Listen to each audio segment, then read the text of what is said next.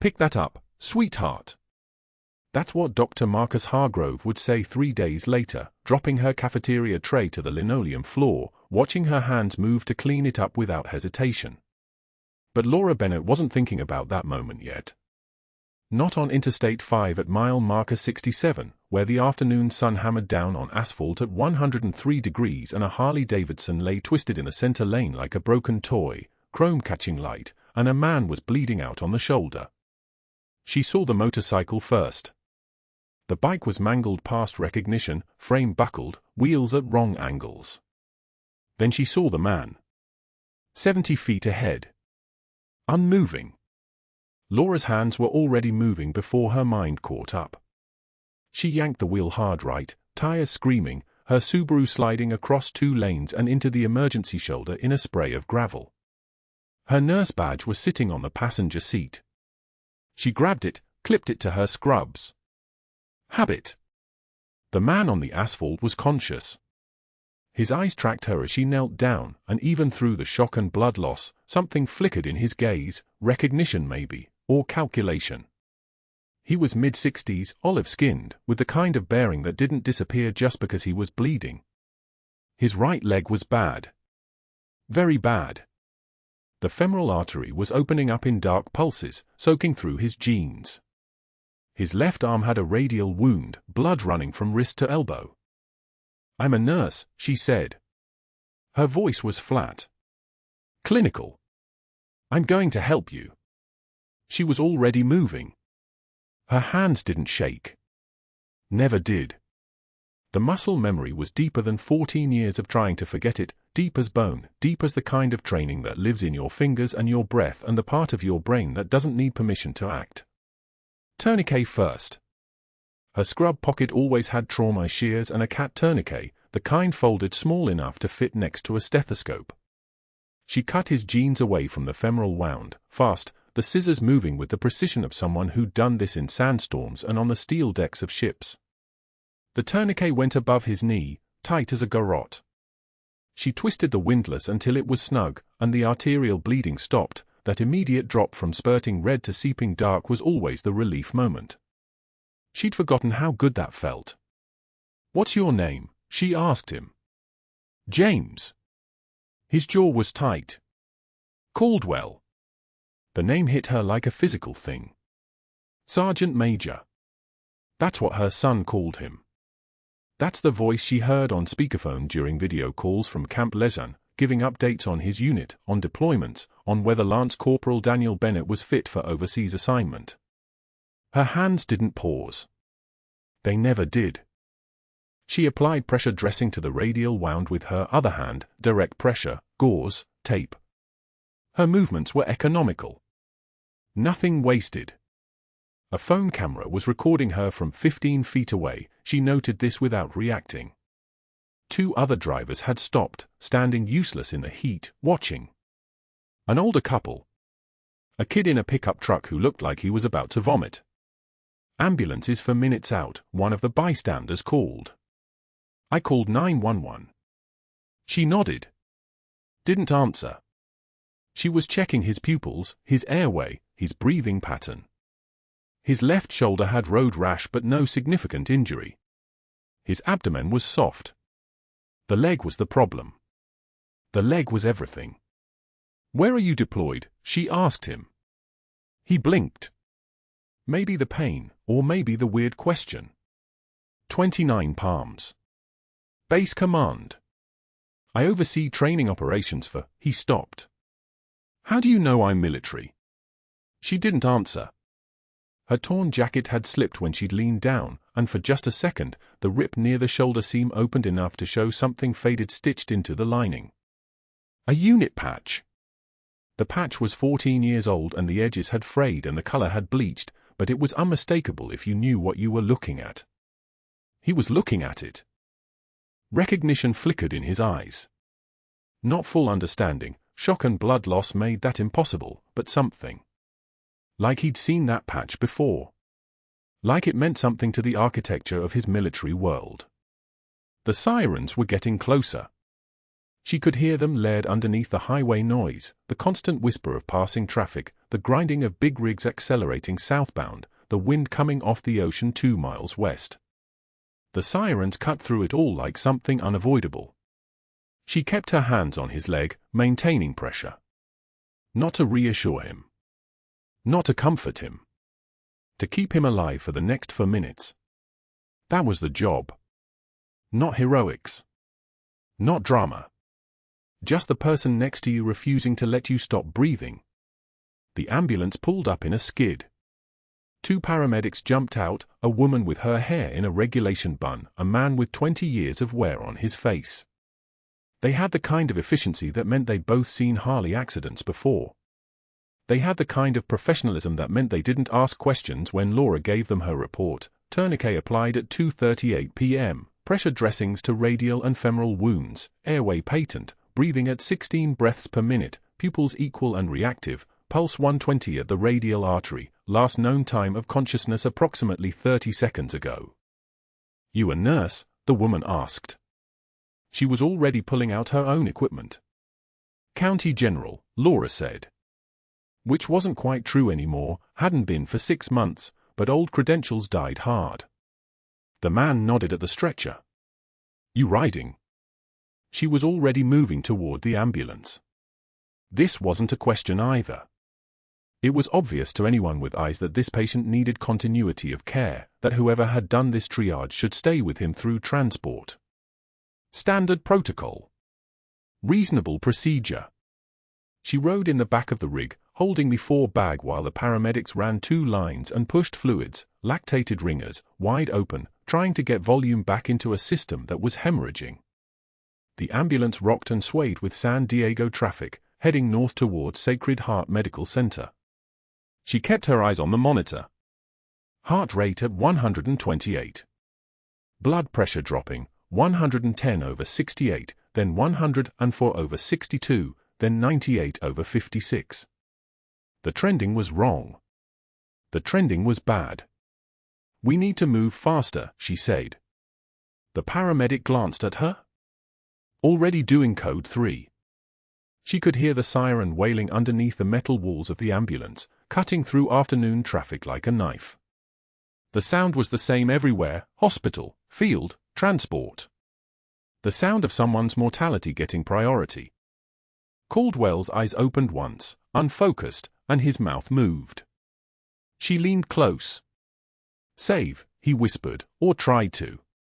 His voice was barely there. "Saving you right now," she said. His eyes closed again. The ambulance pulled up to Sacred Heart's trauma bay at 3:04 p.m. The rear doors opened on sunlight and motion and the organized chaos of an emergency department that knew what it was doing. 2 nurses were waiting with a gurney. A doctor in a white coat was already assessing. They transferred Caldwell smoothly, lift, pivot, down onto the hospital stretcher, and Laura moved with them, still holding the 4 bag, still tracking his vitals. That's when Dr. Marcus Hargrove stepped into her path.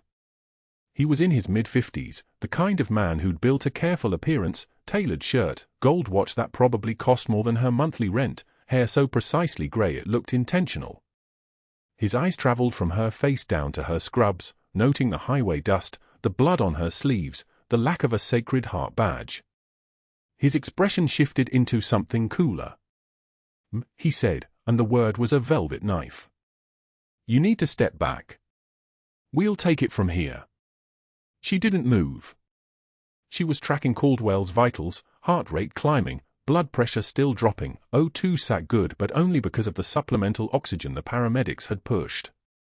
The tourniquet was holding. The pressure dressings were holding.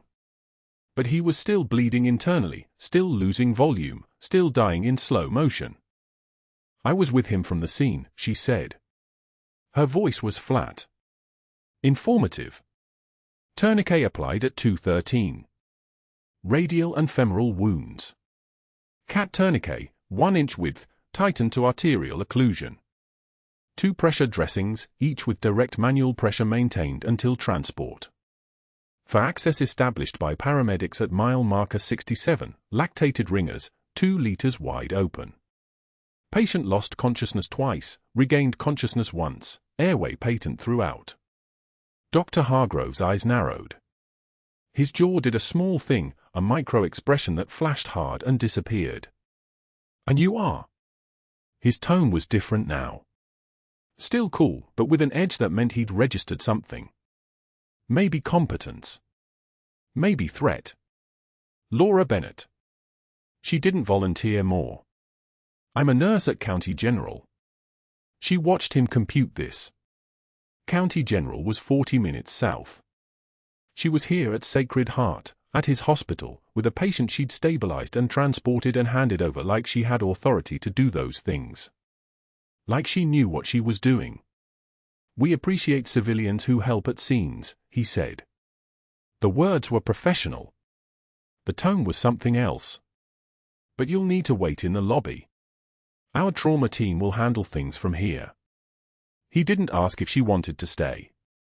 He didn't offer information updates. He didn't acknowledge that the intervention she'd performed had kept Sergeant Major Caldwell alive for the 11 minutes it took the ambulance to reach the hospital. He simply turned his back and moved toward the trauma bay, his team following like he'd generated his own gravitational field. Laura stood in the hallway watching them work. Watching them assess the tourniquet placement, her tourniquet placement. Watching them note the pressure dressings, her dressings. She was still holding the 4 bag in one hand. A nurse she didn't recognize glanced back and noticed her. You can't be here. Restricted area. She set the 4 bag down on the stretcher stand and stepped back. But she didn't go to the lobby. She stood at the edge of the trauma bay where she could still see, still track the monitors, still register the numbers on the screen. Heart rate 136.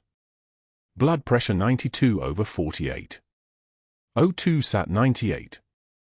They were moving fast, competent, good at what they did.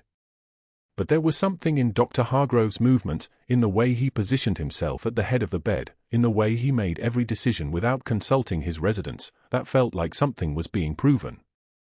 A tall resident with an Eastern European accent said, "We need to get him to imaging. Rule out internal injuries." Dr. Hargrove nodded. "Get him prepped for CT trauma protocol. And call upstairs, we'll probably need surgical." The team moved with fresh efficiency, moving Caldwell out of the trauma bay toward imaging. The monitors beeped and hummed their machine song. The fluorescent lights buzzed their constant frequency. The smell of antiseptic and blood and the industrial reality of modern medicine hung in the air like something tangible. And Dr. Hargrove turned, as if sensing he was being observed, and locked eyes with Laura across the trauma bay. His expression was unreadable. His gaze was the kind of thing that made you want to look away. She didn't look away. He walked over to her slowly. Like he had all the time in the world. "Those interventions you described," he said.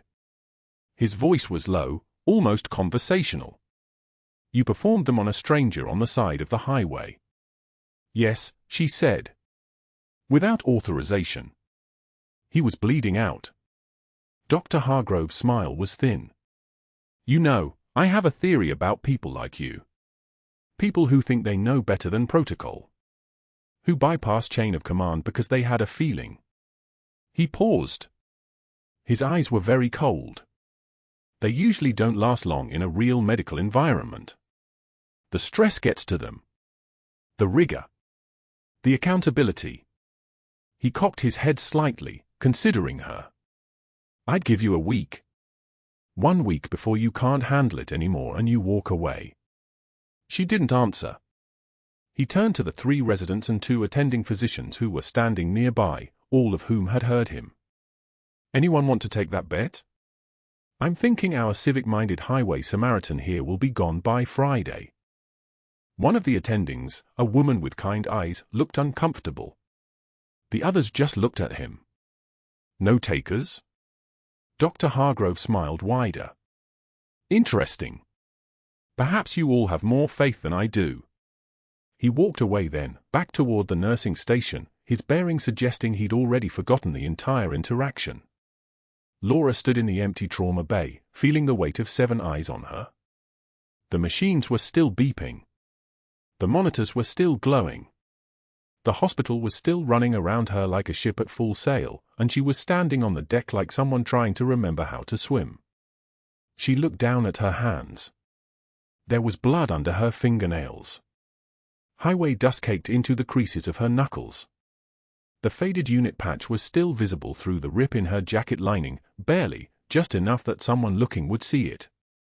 The resident with the Eastern European accent cleared his throat. "You saved his life," he said quietly.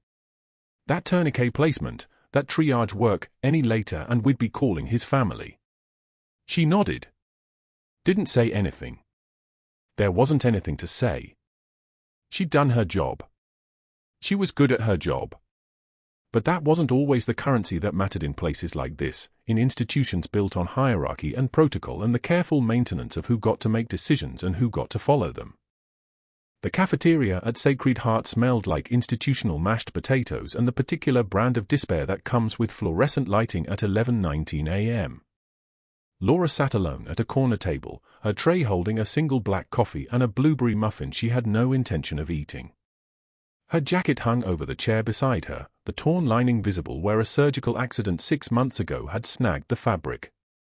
Inside that lining, barely visible, was a faded unit patch from the 3rd Battalion, 5th Marines, the Dark Horses. She kept her fingers near it when she sat, a habit from 17 years ago that had never quite left her body. Dr. Hargrove entered the cafeteria at precisely 11:48. He moved through the space like a man accustomed to mattering, his white coat pristine, his posture the kind that came from knowing his family had paid for his entire trajectory. 52 years old, silver threading through his dark hair, the kind of handsome that only worked on people who hadn't yet learned to look closely. He saw Laura immediately. Of course he did.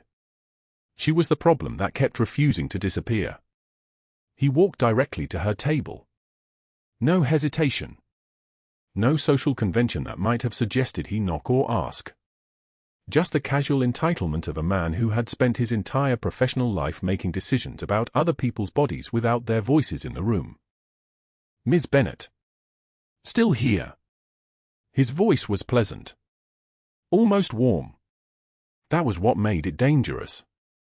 Laura looked up. Her coffee cup was exactly 3/4 full.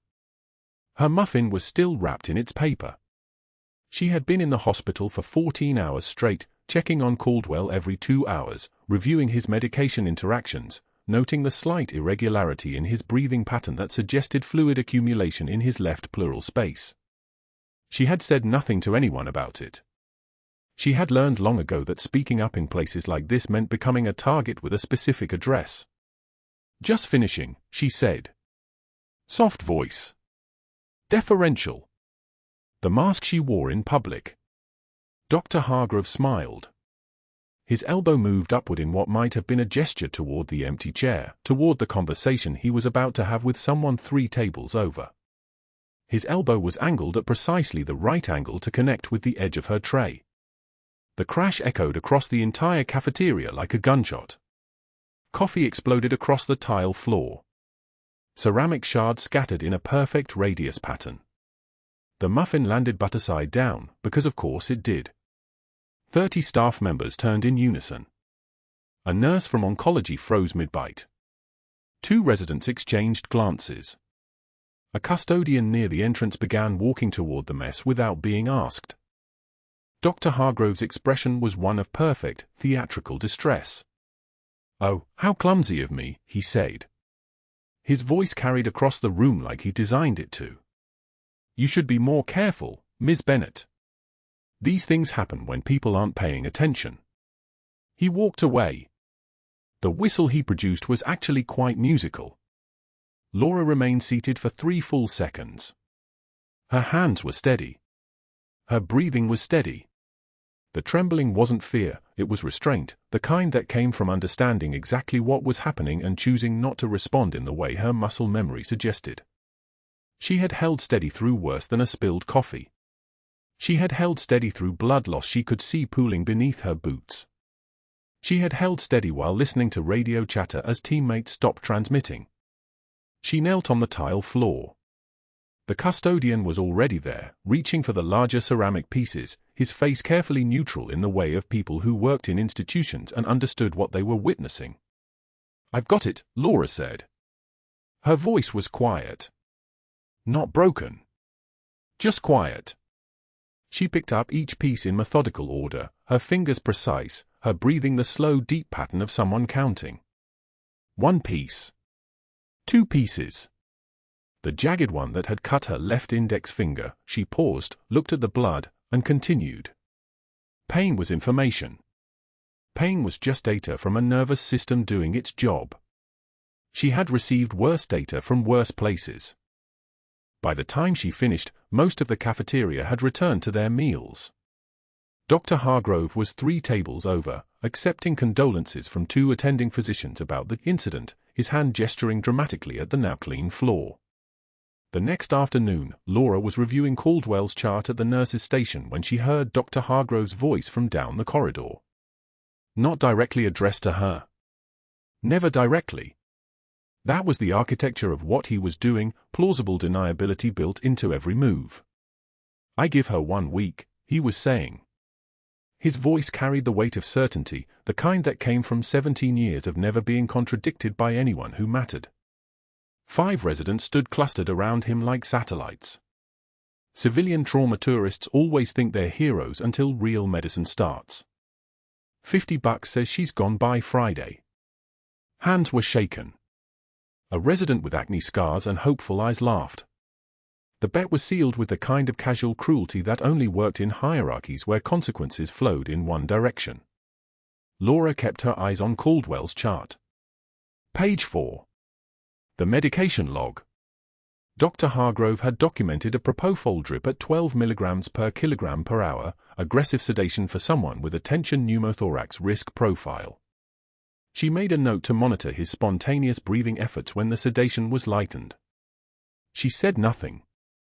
She had learned that speech was a luxury item in places like this, something you purchased with social capital you didn't possess. But that wasn't the worst part. The next morning, Laura returned at 6:15 a.m. to check on Caldwell before her shift officially began. She had given the intake nurse her contact information as next-of-kin proxy until his unit arrived. It was technically a violation of protocol. Everything she was doing was technically a violation of something. But Caldwell had no family listed. The hospital had a policy about that. Someone had to be the person in the room. Someone had to be the one who noticed when breathing changed. She was reviewing his overnight vitals at the nurse's station, noting the elevated respiratory rate at 24 breaths per minute when Dr. Hargrove approached from behind. He didn't announce himself. He never did.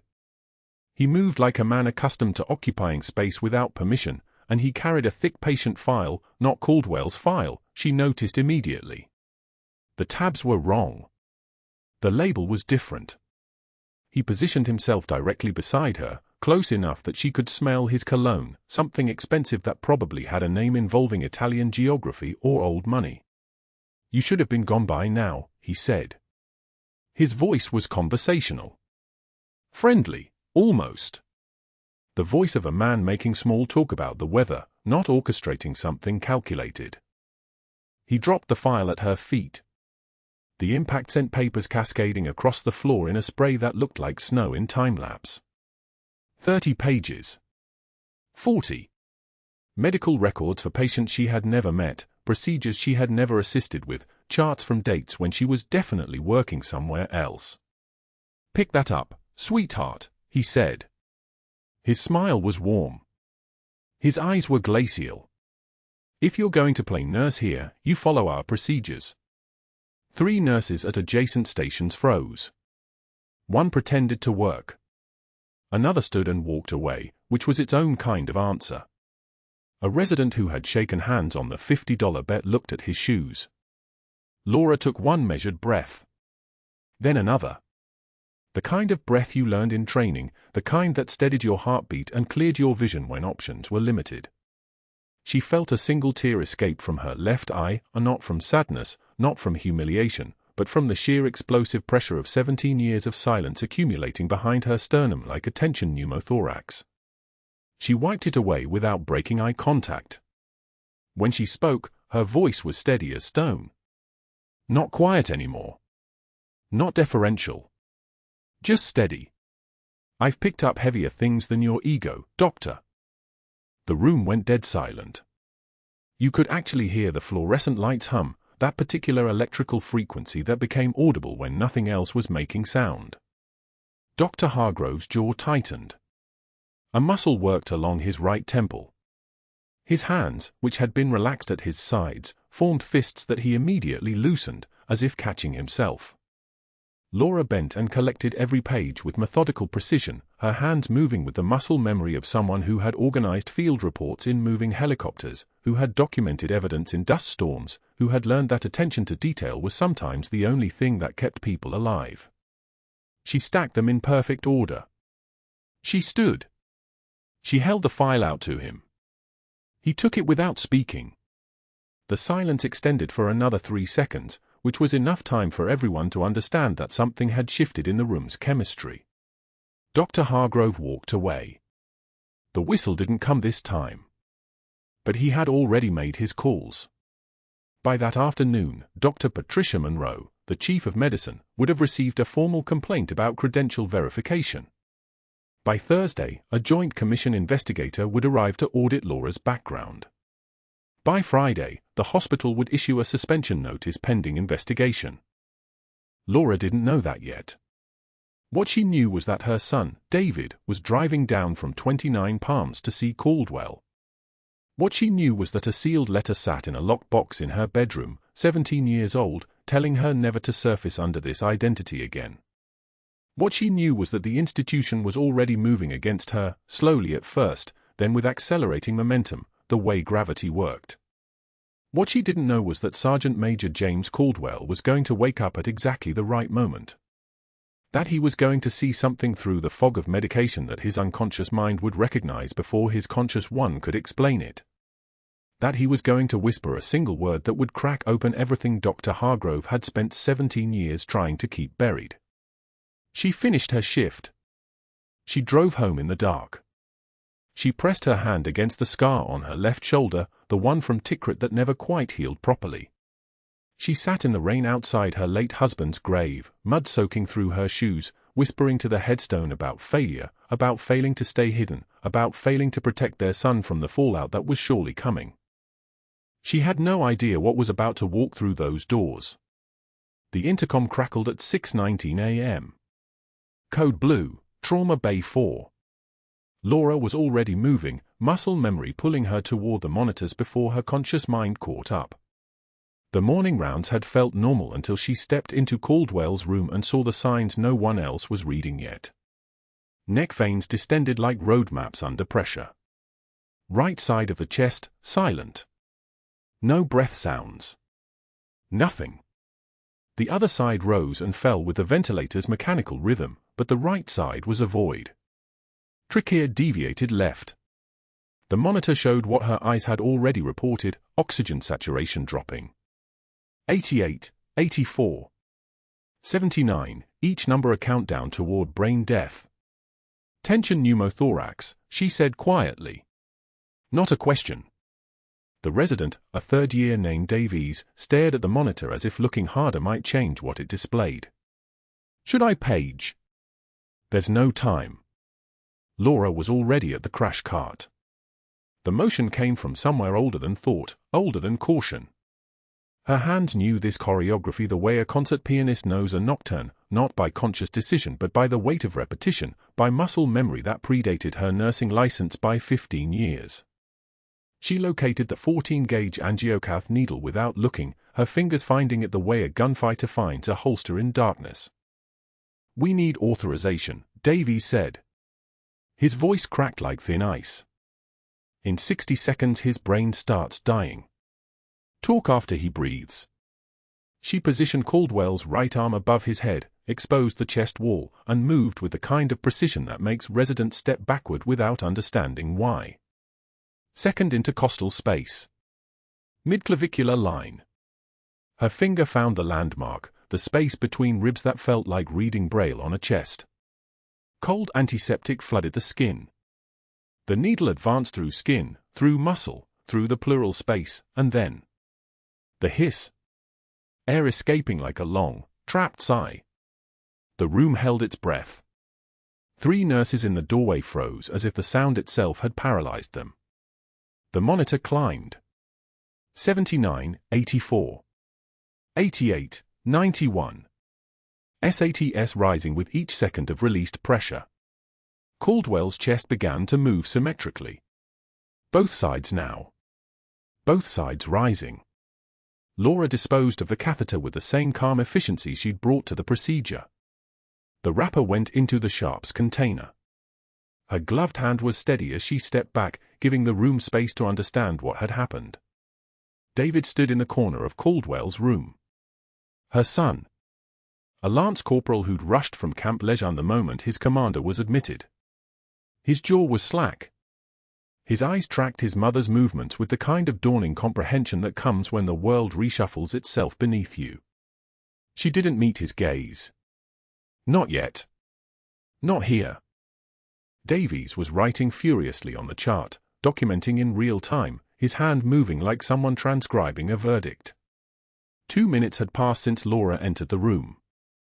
The oxygen saturation held steady at 94%. Dr. Hargrove arrived 6 minutes later, his surgical mask still hanging around his neck from the case he'd just closed. His eyes moved from the monitor to Laura to the crash cart to Caldwell's chest, taking inventory of a room that had reorganized itself in his absence. The color drained from his face like someone had opened a valve.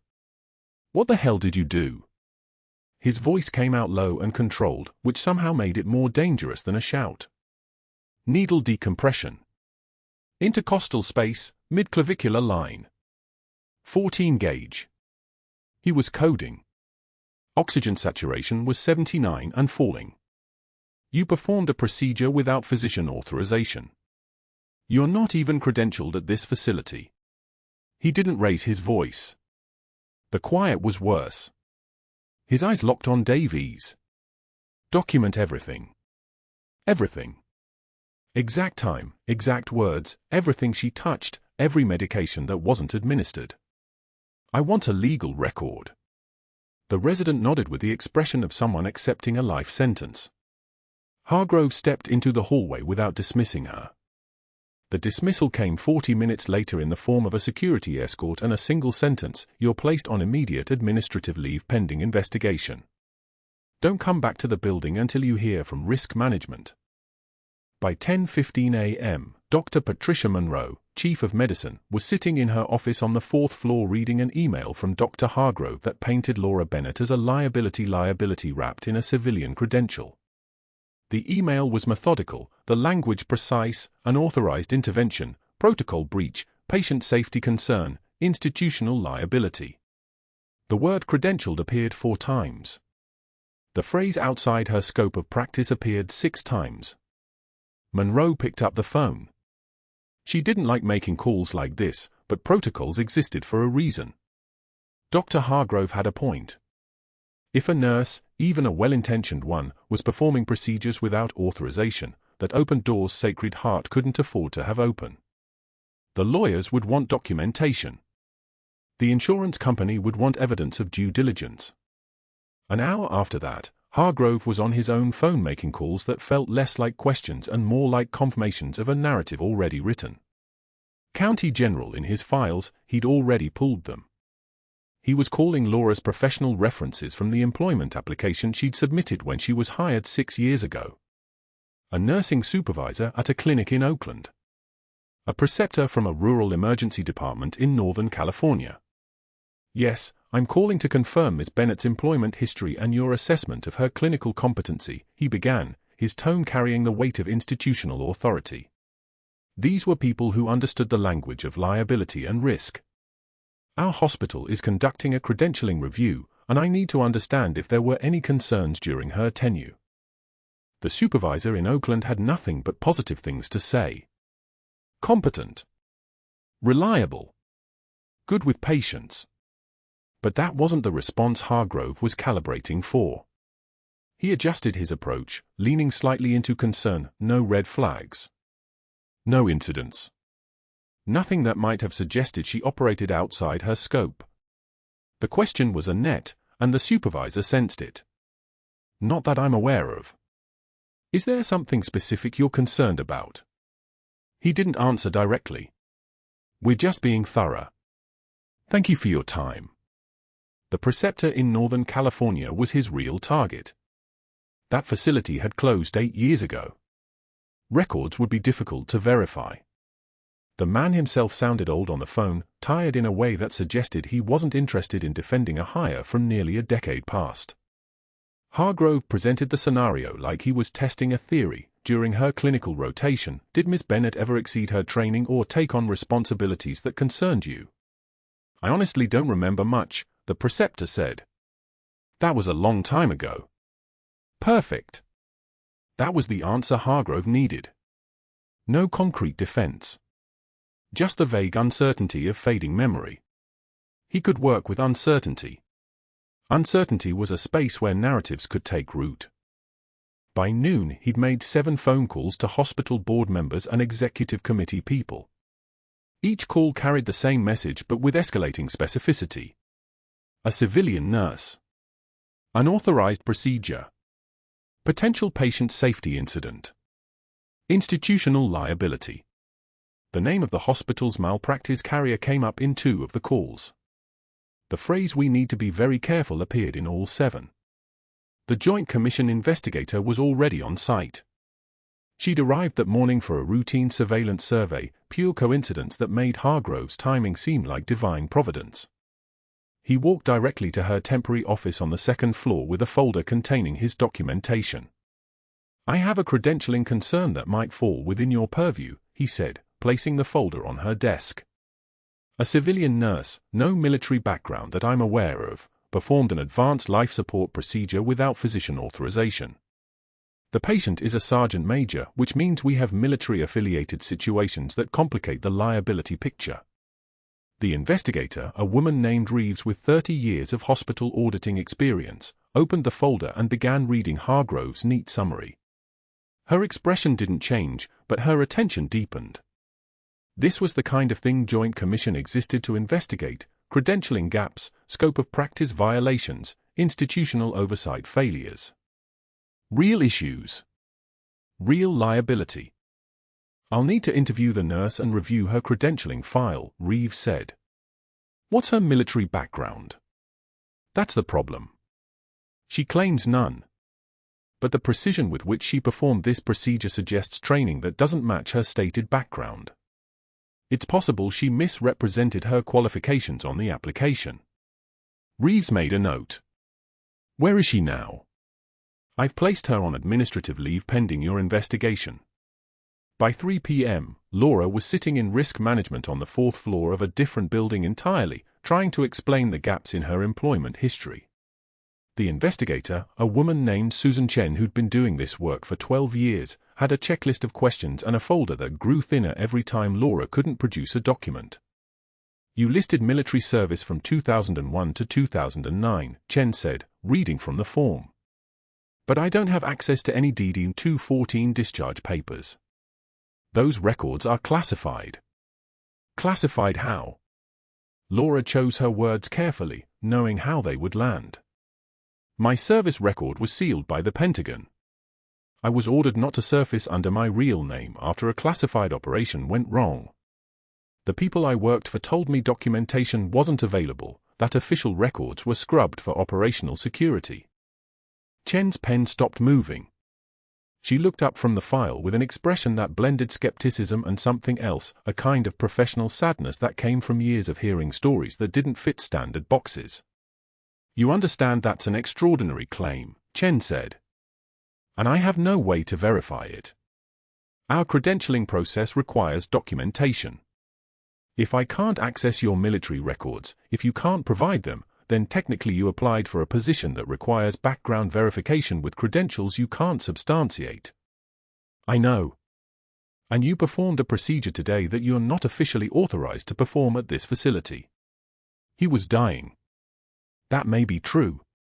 But it's not legal cover for what happened. Chen closed the file. I'm recommending a full credentialing review.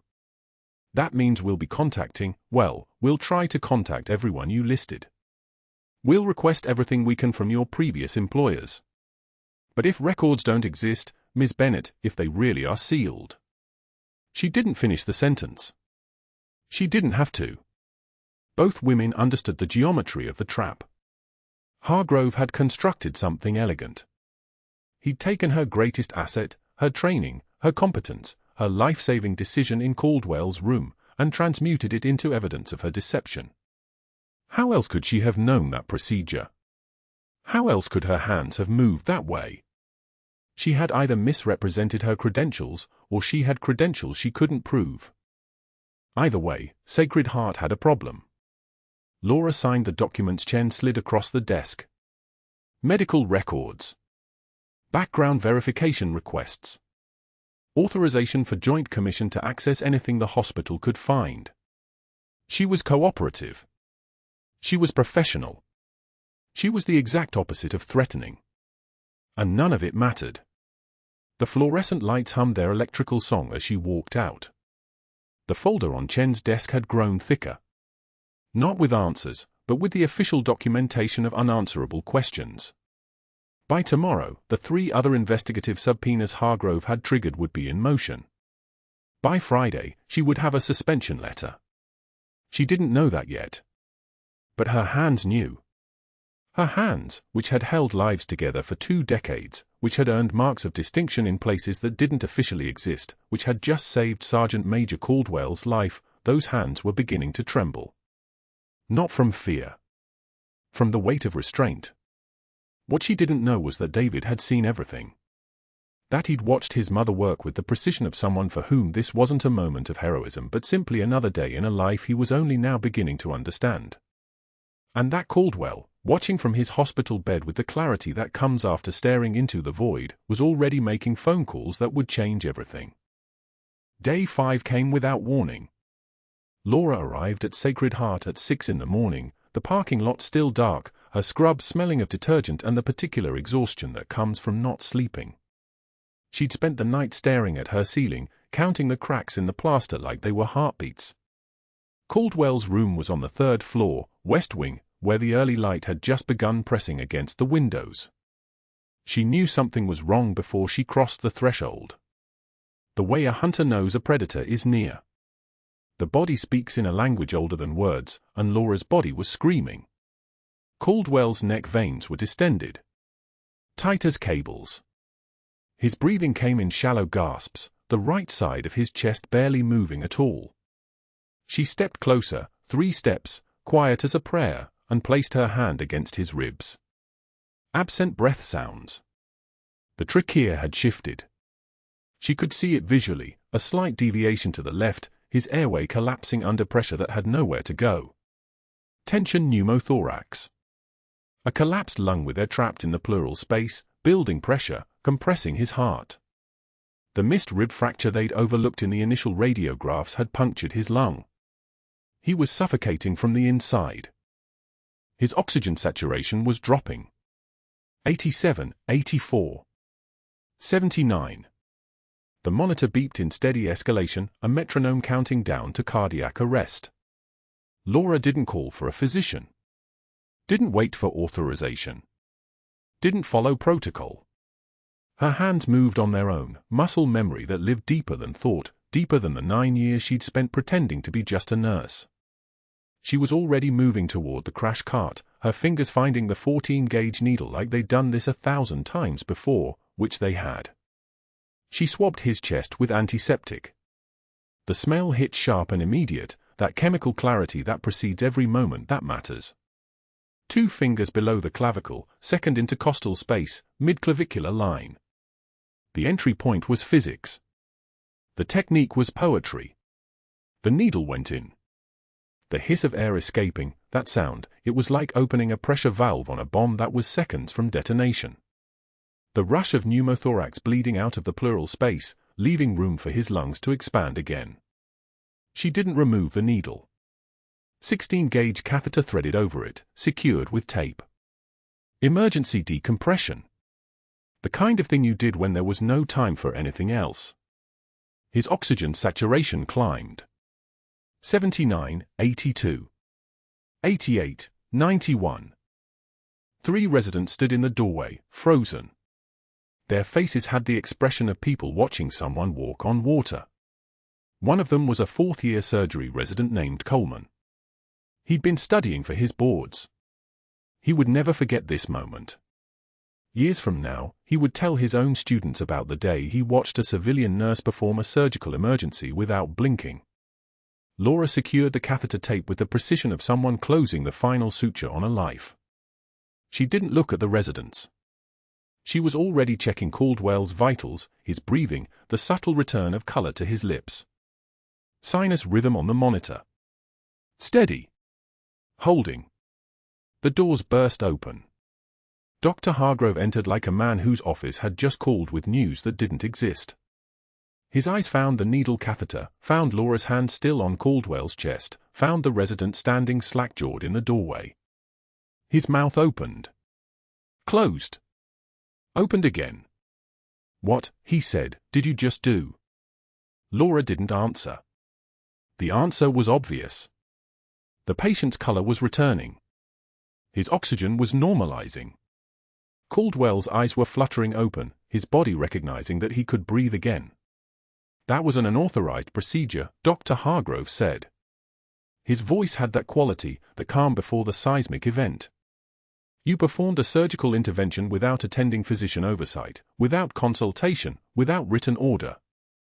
Laura pulled her gloves off with a snap. His lung was collapsing. "Your job is to monitor," he said. "Not to intervene. Not to improvise. Certainly not to exceed your licensure." He pulled out his phone before she could respond. She watched him dial, no hesitation, no second thought.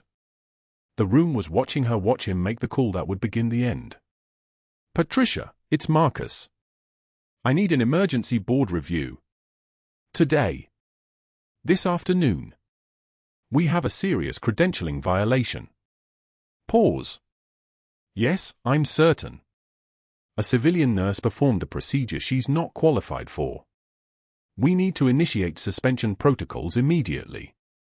Another pause. "I'm also requesting Joint Commission presence. This is systemic. This is about culture and safety protocols that have been compromised by one person making decisions above her station." He ended the call and smiled. Not with his mouth. With his eyes. The smile of a man who had just reset the chessboard to a position where he controlled all the meaningful pieces. "You're finished," he said. "By this evening you'll have formal notice. By Friday, the board will have voted. By next week, you won't have a nursing license in the state of California." He walked out. The residents followed him like they'd been summoned. Only Coleman lingered, looking at Laura with something that might have been respect, or fear, or both. Then he left too, closing the door with the quiet click of a verdict being rendered. Caldwell's hand moved. Weak but purposeful. His fingers found Laura's wrist. His eyes were clear now, focused, and she could see in them that he understood. Understood what she'd just done. Understood the cost. "Thank you," he said.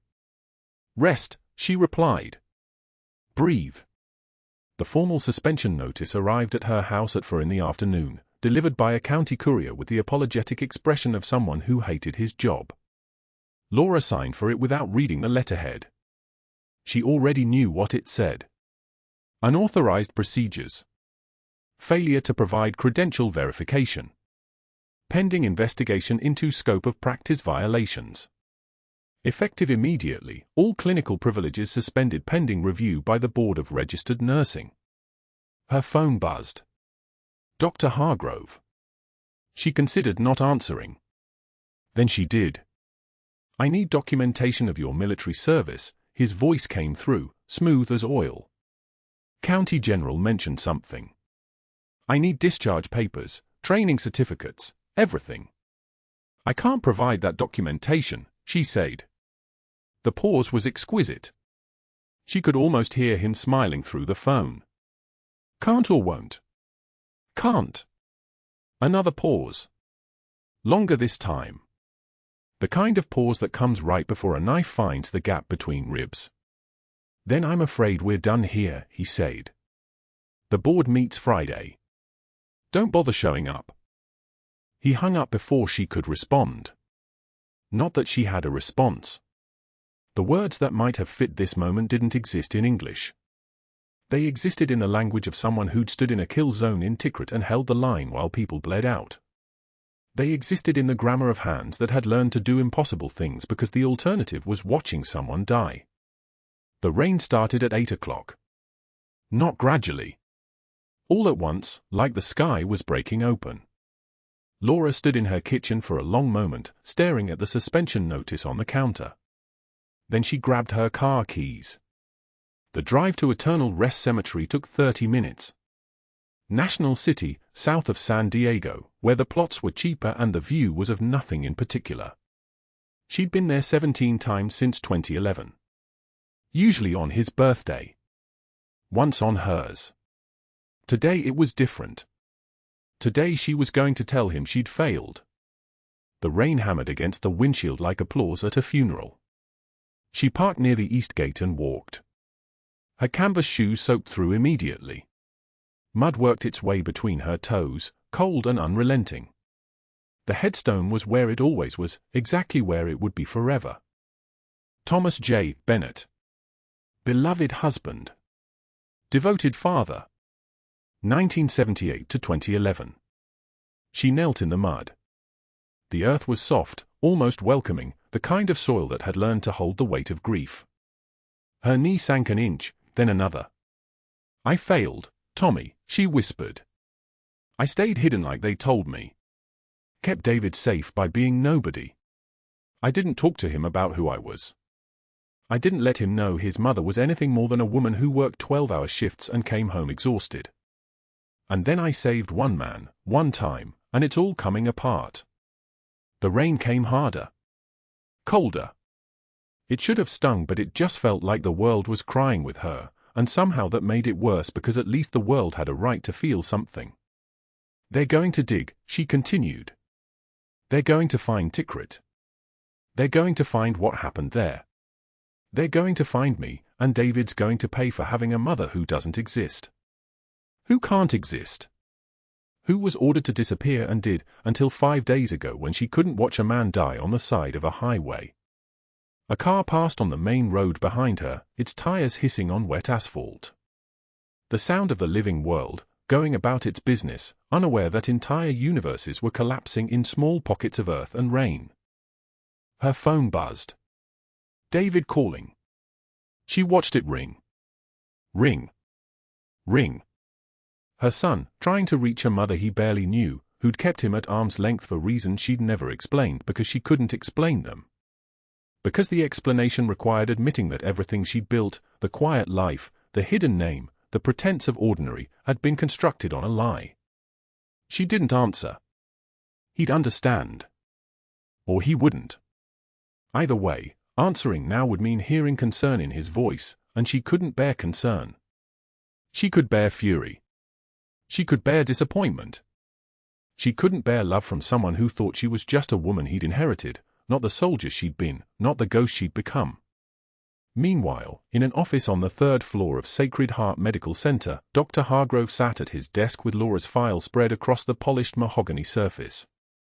Her personnel paperwork was sparse, deliberately so, information gaps that he found infuriating and intriguing in equal measure. The references were generic.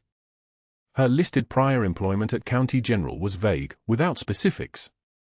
He opened his laptop and began to type, fingers moving with the methodical precision of a man who'd built a career on knowing exactly when and how to push paper. He added notes about unauthorized procedure attempts at County General. He backdated a supervisor warning. He modified her credential documents, adding falsified signatures, creating a paper trail that suggested years of protocol violations he was magnanimous enough to overlook until now. He printed the altered pages, warm and smooth from the laser printer, and slipped them into her official file. They looked official. They looked real. They looked damning. His phone rang at 9:30. Patricia Monroe, Chief of Medicine. Marcus, the FBI called, she said. Her voice carried that bureaucratic tension that comes with federal involvement. They're sending someone about Sergeant Major Caldwell's security clearance. Routine follow-up since his high ranking. They want to interview everyone involved in his care. Dr. Hargrove's hand froze on the edge of Laura's file. For the first time that day, his certainty flickered. The conference room doors swung open at 6:41 a.m. Sergeant Major James Caldwell walked through them in a hospital gown, the pole trailing behind him like a reluctant shadow, his stitches pulling with every step. The board members froze mid-sentence. Board Chair Dr. Susan Chow's pen stopped moving across her notepad. Dr. Hargrove's face went the color of old bone. Caldwell ignored them all.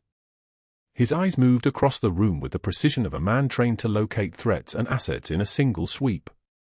He found Laura against the back wall, standing beside her son David, a Marine Lance Corporal in his Class A uniform, shoulders rigid, face carved from stone. Caldwell's gaze locked on the faded unit patch barely visible through the torn lining of her jacket, the emblem hanging there like a secret finally ready to be told. The patch was the color of old blood and desert sand. One word left Caldwell's mouth. Not a question. Not a greeting. A recognition. A resurrection. Valkyrie. The room didn't just go silent. The silence became a living thing, thick enough to taste, heavy enough to breathe. Dr. Chow's assistant dropped her pen. It clattered twice on the marble floor before settling. David Bennett moved first. His boots snapped together with the sound of a rifle bolt closing. He came to attention, not the casual posture of a junior Marine, but the absolute rigid geometry of respect given to someone who'd held his life in her hands once, somewhere classified, somewhere no one in this room needed to know about. When he spoke, his voice cracked like it hadn't since he was 17 years old, calling her Mom for the last time before basic training. Senior Chief Petty Officer. Laura's jaw tightened. Just barely. A tremor that wasn't fear, it was the weight of 14 years of names she couldn't use, credentials she couldn't claim, a rank that existed only in redacted files and classified archives. She pulled the sealed envelope from her bag. Her hands were steady as surgical steel as she opened it, the paper making a sound like ice breaking. She began to read aloud, her voice dropping an octave, the civilian nurse vanishing and something harder, sharper taking her place. Senior Chief Petty Officer Laura Marie Bennett, United States Navy. Service record classified under National Security Directive 4782, declassified by direct order of Admiral James Whitmore, Commander, Naval Special Warfare Command. She looked up at Dr. Chow. 14 years of service. 3 overseas deployments. Specialized trauma medicine training, advanced surgical intervention under combat conditions, emergency field stabilization protocols. Agent Maria Torres stood from her chair along the wall, the FBI liaison who'd been watching this entire hospital drama unfold with the patience of someone who'd seen classified cases go sideways before. She opened her tablet and turned it toward the board. We monitor all personnel files connected to classified operations. Dr. Hargrove accessed Senior Chief Bennett's file at 10:48 p.m. yesterday. 13 unauthorized modifications. Backdated warnings, fabricated incident reports, altered reference contact information. She displayed the files side by side, the original, pristine and sealed, next to Hargrove's corrupted version with its crude additions, its desperate forgeries. We have keystroke logs. A video call came through on the conference room's main screen. The image resolved into a man with a seal trident tattooed on his chest, silver hair, eyes like Arctic water. Commander Nathan Graves, 160th Special Operations Wing. He'd trained Laura in 2009, had watched her execute 3 consecutive emergency cricothyrotomies in a single night in Tikrit without a tremor. He didn't need pleasantries. Laura Bennett saved my life in Helmand Province. Saved 47 of my people. The woman's got a Navy Cross. He paused. The weight of it hung in the air. 2 silver stars. Purple Heart took shrapnel from an IED that was meant to take out our entire compound. She pulled 3 wounded out of a burning Humvee with her left arm hanging at a 45-degree angle. His voice was steady as a rifle sight. If Dr. Marcus Hargrove ever decides to practice medicine again, it should be on himself. Agent Torres' voice cut through the tension like a scalpel through skin. Dr. Hargrove accessed and modified federal documents connected to a classified military operation. That's a felony. The intelligence operations Laura Bennett ran in Tikrit saved over 200 coalition lives. The mission was buried for political reasons in 2009. Her records were scrubbed. She was ordered to disappear and never surface under her real identity. Dr. Hargrove, you attempted to weaponize her legal invisibility against her. Dr. Hargrove stood. His mouth opened and closed like a fish on a deck. I was ensuring accuracy. She couldn't provide documentation, so You forged federal medical records. Agent Torres turned to the two FBI agents standing by the door, their presence suddenly making sense. One of them was already holding handcuffs, the metal catching the fluorescent light. Marcus Hargrove, you're under arrest for falsifying federal medical documents connected to a classified military case. You have the right to remain silent. The cuffs clicked into place with a sound that echoed like a gavel. The perp walk began. Through the conference room, past Patricia Monroe, whose face was carved from stone, past the hallway where 40 staff members watched in absolute silence. A resident who'd shaken hands on Hargrove's bet that Laura would quit within a week flattened himself against the wall like he was trying to disappear into the drywall. A nurse he'd once called the help stood with her arms crossed, not moving, just watching. The cafeteria doors were open. The spot where he'd knocked Laura's tray to the floor was visible, the tile still gleaming. He'd made her pick it up in front of 12 people while he smiled. The elevator doors opened. Hargrove tried once more, his voice pitched at something between a plea and a threat. Do you know who I am? 22 years at this hospital. Board connections. My brother-in-law is on the state medical board. Had board connections, Dr. Chow called out from the conference room doorway. Her voice carried the weight of institutional authority, the kind that trumps personal relationships. Past tense, Marcus. The elevator closed on his face. Back in the conference room, the air changed.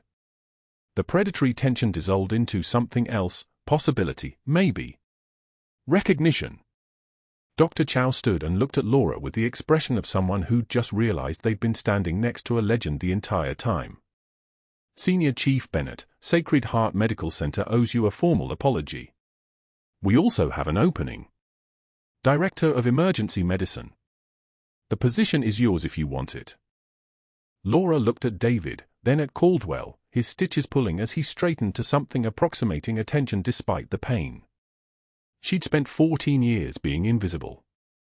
14 years of just a nurse, of accepting insults because she couldn't explain the truth, of training others while hiding her own qualifications. The silence stretched for 3 seconds. Then 4. I've been invisible for 14 years. I don't know how to be visible. Caldwell's voice came out rough as gravel, shaped by decades of command and the weight of authority earned through blood and proximity to death. You already are, Senior Chief. You always were. By 5 p.m. that day, Dr. Hargrove's medical license was suspended. By end of week, it was revoked. The California Medical Board opened an emergency investigation. His name would appear in databases as professionally disciplined, permanently flagged, unemployable in any medical setting from Sacramento to San Diego. 2 years later, Laura walked through Sacred Heart's ER in navy dress whites, the uniform of someone officially recognized, officially real. The reinstatement had come through after the Pentagon review, after Admiral Whitmore himself had called the hospital board to explain exactly what Senior Chief Bennett had done in Tikrit and why her service record had been classified. She was Director of Emergency Medicine now, overseeing 50 staff members, training the next generation of trauma specialists. On her office wall hung a single photograph. Laura stood in the center in full dress uniform, the Navy Cross visible on her chest along with the ribbon bar, 2 silver stars in ascending order, the Purple Heart with its gold oak leaf cluster indicating a second award. Beside her, David in his sergeant dress blues, chest already bearing the medals of a Marine who'd seen operations his mother had once commanded. On her other side, Sergeant Major Caldwell, now Master Gunnery Sergeant, his own decorations catching the light. The plaque read, Senior Chief Petty Officer Laura M. Bennett, USN, RET, Navy Cross. She trained a junior resident on needle decompression technique that afternoon. The young doctor's hands trembled slightly as she approached the practice mannequin. Laura steadied them with a single hand on the wrist, a gesture that communicated confidence like voltage. Breathe. You know this. Trust your training. The resident executed the procedure perfectly, the needle sliding into the second intercostal space at the midclavicular line, the hiss of air releasing pressure from the collapsed lung, the oxygen saturation climbing from 78 to 94 on the monitor. In 45 seconds, she'd saved a life. In the break room afterward, Laura poured coffee and noticed the resident's hand still trembling slightly. She sat beside her, no hierarchy, just two people understanding the weight of holding lives together. First solo procedure. Yes. I was terrified I'd mess up. Laura was quiet for a moment, the kind of silence that means something is being considered. Someone once told me that true class is what you do when the lights go out. When nobody's watching. When there's no recognition coming. You did it right because you trained right. That's all that matters. The resident nodded, understanding something she wouldn't fully comprehend for years, that the best operators never seek the spotlight, they just work, and the work speaks. Across town, in an El Cajun strip mall between a nail salon and a dollar store, Marcus Hargrove sat at a folding table under a pop-up canopy. A vinyl banner read Supplemental Insurance, Ask Me How. No patients. No residents. No staff to lord over. Just silence and the smell of cheap plastic and regret. A woman walked past without looking. He adjusted his tie, the same one he'd worn when he called Laura sweetheart and made her pick up his deliberate mess. Nobody had called him doctor in 18 months. Laura touched the framed unit patch on her desk, the one that had hung hidden in her jacket for 14 years. Beside it, a photograph of her late husband in his SEAL Team 3 colors, taken in 2008, 3 weeks before the operation that had cost him everything. She was visible now. Finally visible. But the patch still meant something, not hiding anymore, just remembering. She looked out the window toward the highway where this had all begun, where she'd pulled over at mile marker 247 and found Sergeant Major Caldwell bleeding on the shoulder, where the first choice to be brave had led to 14 years of running.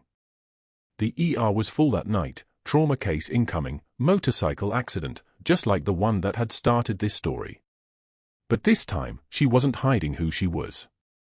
This time, when the doors burst open and a critical patient came through, she'd walk out to meet them as Senior Chief Petty Officer Laura Bennett, and every staff member in the hospital would know exactly who they were standing next to. The resident left the break room. Laura remained, looking at her team moving through the ER with practiced precision, every one of them visible, valued, trusted. Every one of them standing in the light. True class is what you do when the lights go out. If you found Laura's story compelling, please subscribe to this channel for more stories of hidden strength and quiet heroism. Like this video and comment below. Have you ever been underestimated by someone who didn't know your true value? What would you do in Laura's position?